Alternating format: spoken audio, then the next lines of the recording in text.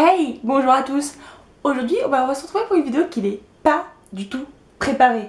Mais vraiment pas du tout. C'est-à-dire que là, je viens de terminer le livre que je vais vous présenter et qui est écrit en barre d'infos comme d'habitude. Et je viens de le terminer et il faut absolument que je vous en parle parce que ce n'est pas possible autrement. Faut que je laisse tout partir là. Donc le livre, comme vous avez pu le voir dans la barre d'infos, c'est évidemment Un palais d'épines et de ronces de Sarah J. Maas, paru aux éditions La Martinière Jeunesse.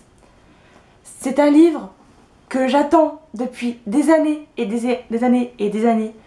Parce que j'avais déjà lu Kéléana, qui se trouve par là, de la même auteure et qui est une de mes sagas préférées. D'ailleurs, merci La Martinière Jeunesse d'avoir arrêté la traduction. Ça va être cool pour savoir la suite. Et la dernière fois quand je suis allée à la FNAC comme ça, traîner un petit peu, qu'est-ce que je vois?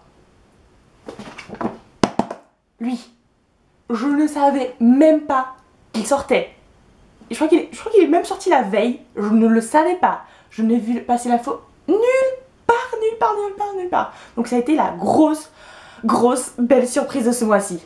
Ah, je suis tellement contente. Un palais d'épines et de roses, ça va être l'histoire de Fer, qui est une humaine et qui vit à Prithian, qui est une grosse île continent, on va dire, où dans le sud,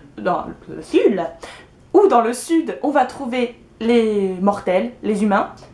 Les humains ou les humains? Les humains. Et où dans le nord, dans les 3/4 du continent, on va trouver les fae, ou fées, je sais pas comment ça se prononce, mais on va dire les fae, qui sont des êtres immortels dotés de grands pouvoirs. Et Fer va être une jeune fille dont la famille est ruinée et qui va partir à la chasse justement à chaque fois pour les aider à survivre parce qu'il n'y a personne dans sa famille qui va le faire sinon. Donc elle part à la chasse et elle va, désolée je vous raconte un petit peu le début mais sinon je ne vais pas pouvoir vous raconter la suite, et elle va dans cette chasse tuer un animal qui va se trouver être un fae. Et à cause de ce geste, elle va du coup être obligée au bout d'un certain temps d'aller vivre dans un beau palais parmi les fae, parmi même un grand fae, c'est-à-dire un chef. Et je sais même pas quoi d'autre vous raconter sans tout vous spoiler. Cette histoire est géniale. Ah oui, si, je sais ce que je peux déjà vous dire pour résumer un petit peu. Cette histoire, je sais pas si vous en doutez juste avec le titre, mais cette histoire est une réécriture de La Belle et la Bête que j'adore. Et c'est une magnifique réécriture, vraiment pleine de fantaisie, de lenteur, de beauté, de magie. Désolée, je pars dans tous les sens, mais cette série est fantastique. Qu'est-ce que je pourrais vous dire dessus? Fer déjà est une héroïne badass, comme il faut, comme je les aime. Elle est impertinente, elle se laisse pas démonter, elle est forte, elle essaie de survivre, elle est géniale, j'adore Fer. Après il y a d'autres personnages que j'aime beaucoup aussi, il y a Tamlin, bon, qui est un peu la bête en gros, mais moi personnellement il m'a pas trop fait peur, hein, je vous le dis comme ça. C'est vraiment pas le cliché, je serais un peu méchante dans ce sens, mais c'est vraiment le personnage mature, masculin d'une trentaine d'années. Bon, c'est un fait, donc on sait très bien qu'il n'a pas une trentaine d'années, mais c'est pas grave, qui a l'air d'avoir une trentaine d'années, qui est un brin mystérieux, gentil, enfin voilà. Tamlin est fantastique, mais moi j'ai retenu deux autres personnages extra, qui sont Lucien, qui me dire, je pense, oui, je peux le considérer comme le meilleur ami de Tamlin, qui est génial. Il est roux, il a un masque de renard, enfin il est super cool. Et il y a un autre personnage qui arrivera par la suite, donc je ne vais pas vous dire le prénom, un autre personnage masculin, de toute façon, ceux qui liront le livre verront parfaitement de qui je parle, qui est aussi, je l'aimais pas au début, mais il me fait tellement rire, il est génial aussi.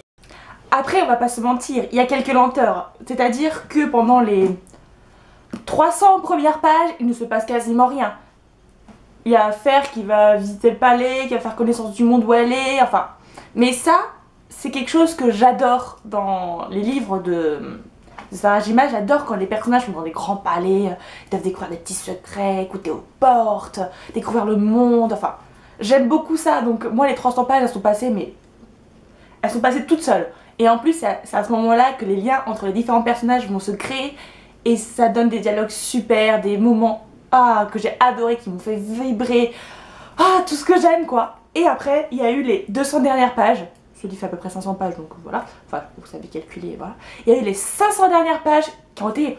Pouf, il y a tout qui a explosé, il y a tout qui est parti en l'air, il y a eu plein d'actions, on a appris plein de choses. Il y a tout qui a sauté, enfin il y a plein de trucs, il y a tout qui s'est emmêlé, ça a été rapide, c'était fantastique.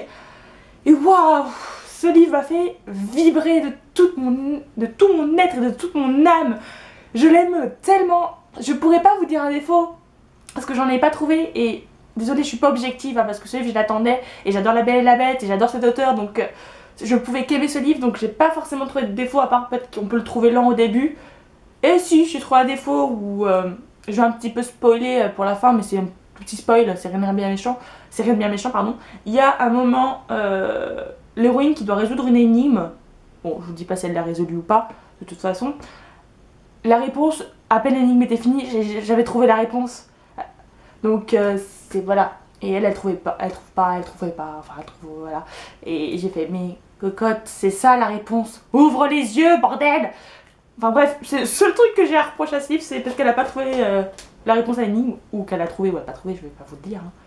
Mais voilà, c'est le seul défaut que j'ai trouvé à ce livre, et pitié, lisez-le, il est génial. Et surtout, je vous le demande du fond du cœur, achetez-le, lisez-le, parce que j'ai tellement peur qu'il ne marche pas et qu'on n'ait pas la suite comme Kéléana. J'ai vraiment peur, je veux vraiment cette suite, parce que je pense qu'en VO ça va pas trop être possible pour moi.